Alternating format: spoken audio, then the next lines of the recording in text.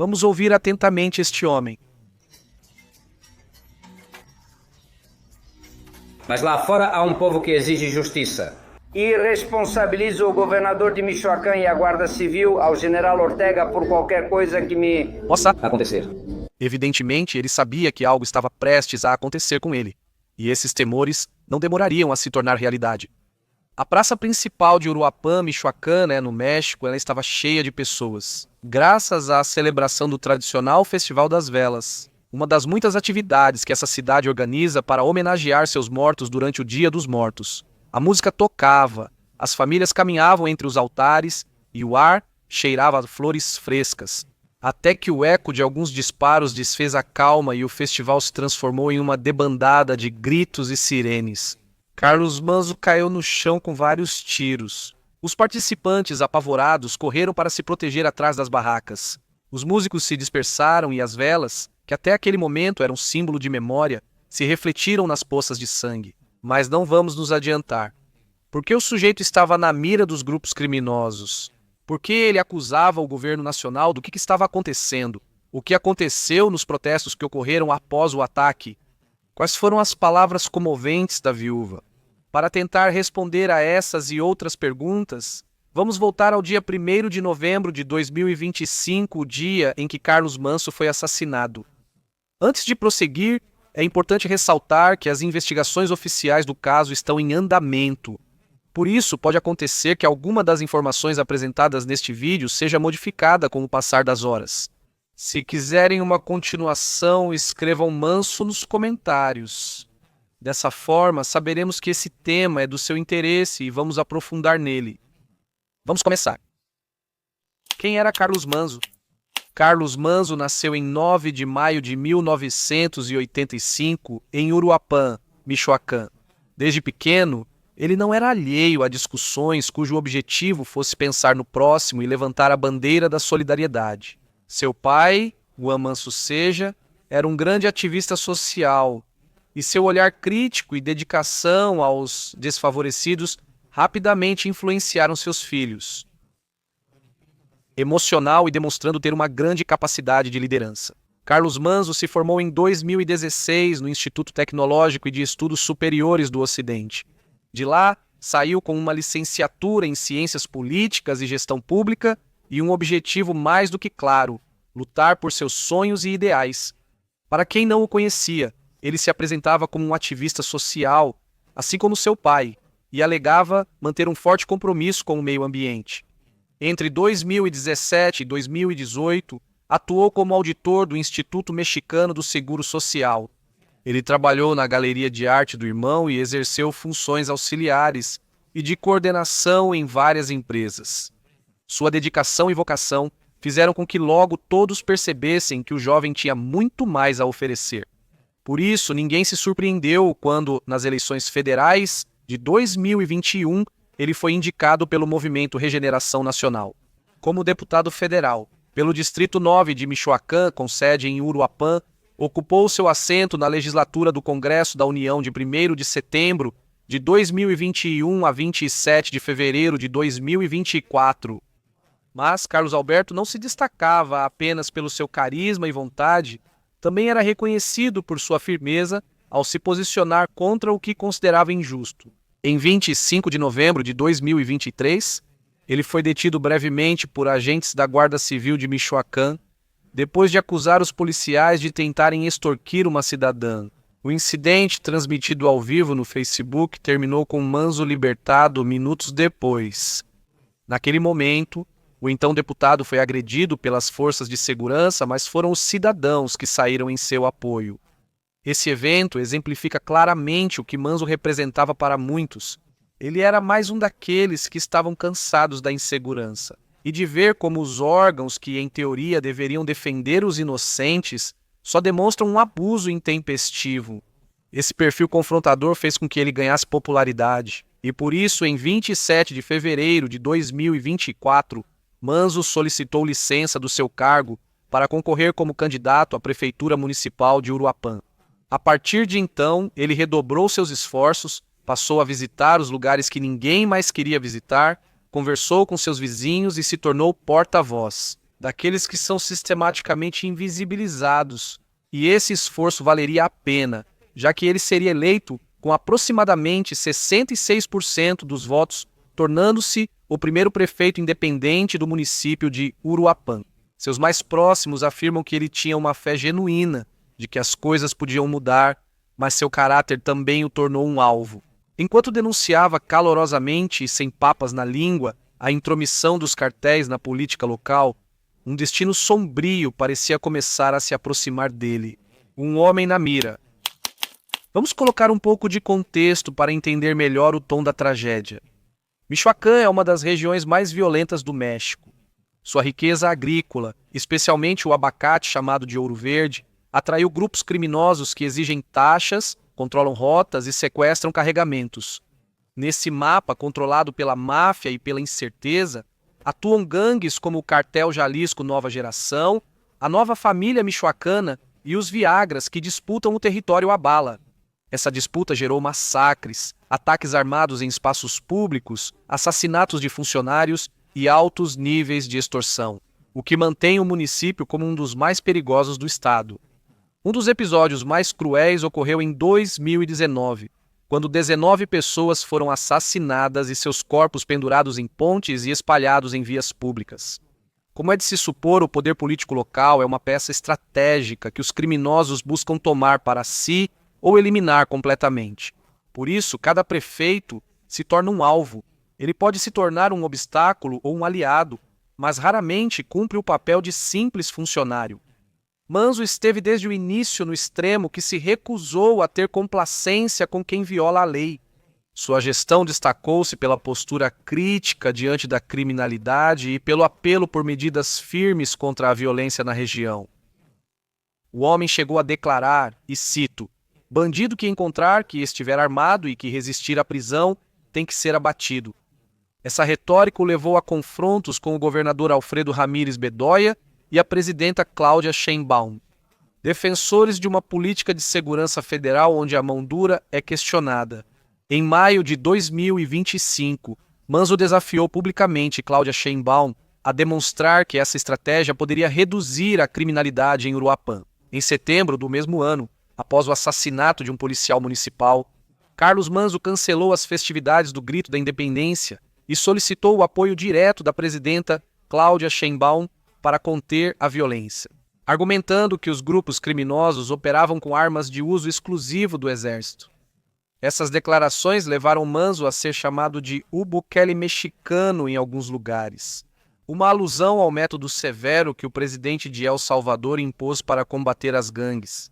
No entanto, diante disso, o funcionário afirmou: "Não sou o Bukele mexicano, mas sou 100% o chapéu michoacano", expressão com a qual demonstrou seu orgulho pela identidade e tradição da região de Michoacán, que ele estava disposto a defender, segundo suas palavras, até as últimas consequências. Desde o início, Manzo vivia sob ameaça. Não é segredo que ele recebeu mensagens intimidatórias e, em mais de uma ocasião, denunciou publicamente ter sido seguido por homens armados. Ele disse saber onde fica um suposto campo de treinamento do narcotráfico na Serra. Pessoas próximas a ele diziam que dormia pouco, que havia reforçado sua segurança com membros da Guarda Nacional e que raramente se deslocava sem escolta, mas também se recusava a abandonar os eventos públicos. Essa teimosia em se manter próximo das pessoas foi a mesma que acabou o expondo ao seu final brutal. E é assim que nossa história volta ao começo. O ataque ocorreu às 8 da noite diante de várias testemunhas. No início, ninguém entendeu o que se passava. Ouviram-se os tiros e um silêncio denso se seguiu por alguns segundos. Os seguranças reagiram tarde. O prefeito já estava caído no chão. As ambulâncias chegaram em meio à confusão. A imagem das velas acesas ao lado do corpo na maca se espalhou rapidamente nas redes sociais. Era a representação cruel do que é hoje essa parte do mapa, uma terra onde a morte irrompe até mesmo nas cerimônias dedicadas a honrá-la. Manzo foi levado ao hospital em alta velocidade, mas não sobreviveu. Seu falecimento foi confirmado no início da noite. Os relatórios preliminares indicaram que os agressores aproveitaram a multidão e o caráter aberto do evento para se aproximarem do palco. Um deles morreu no confronto posterior. Os outros 2 capturados foram levados para Morelia.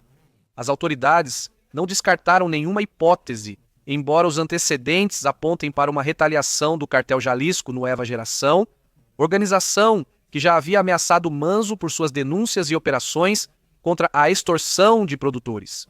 A Guarda Nacional deixou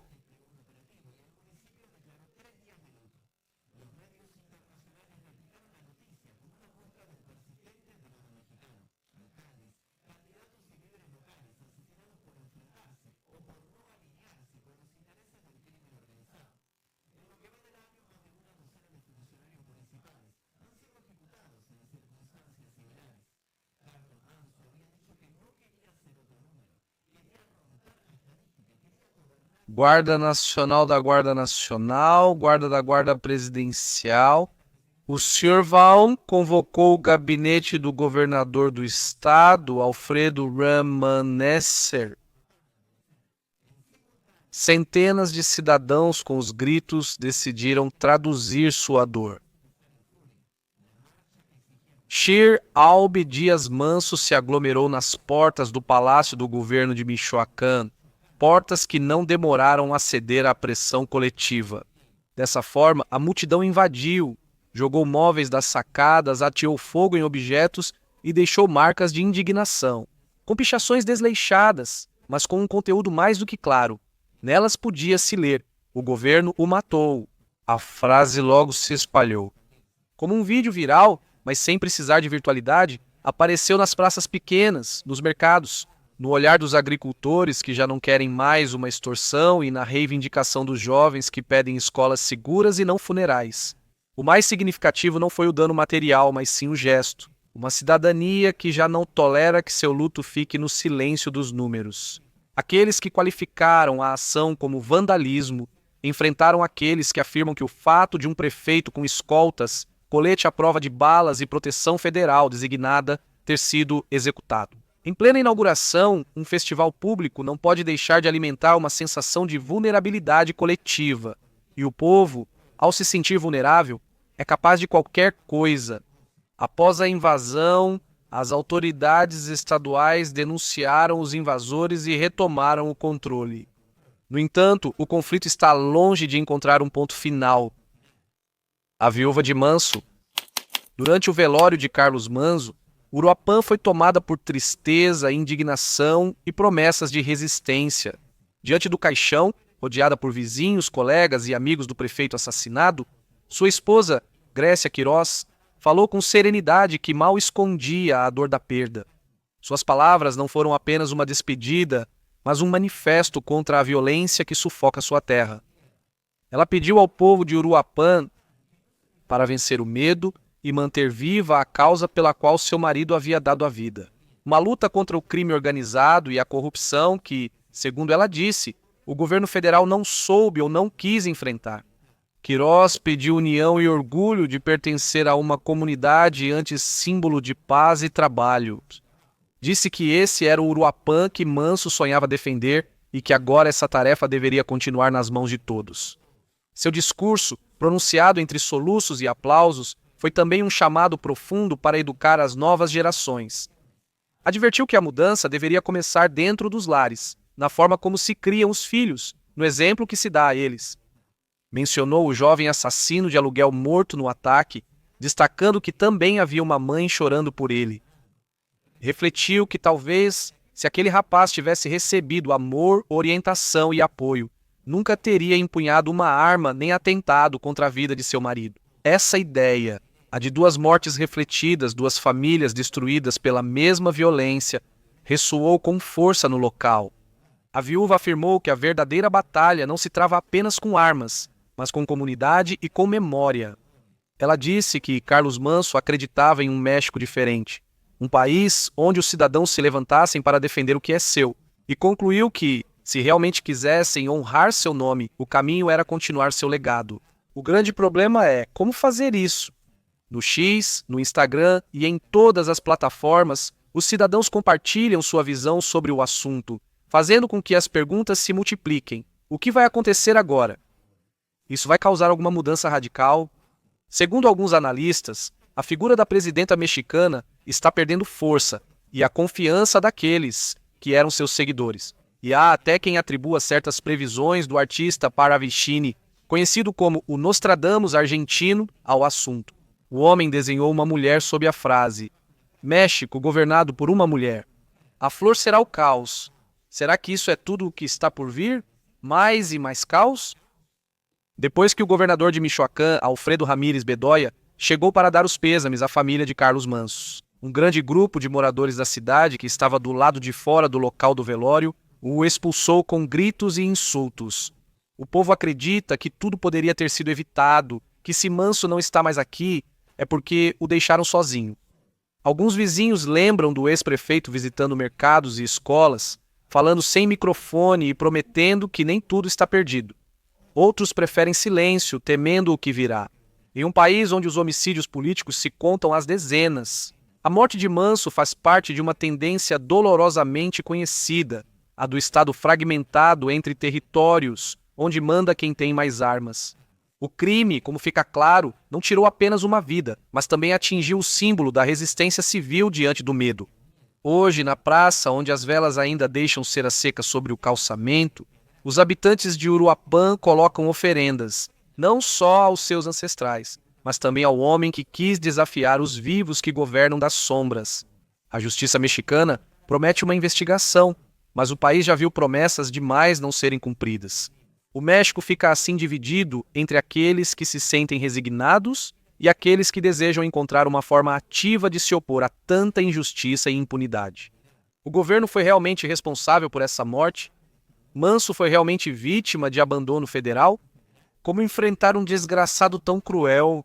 A situação, é claro, é mais complexa do que se pode estimar, sobrevoando todo o contexto. Mas algo fica claro: enquanto o sangue continuar correndo pelas ruas, ninguém pode imaginar um futuro digno no qual crescer, com um mínimo de liberdade.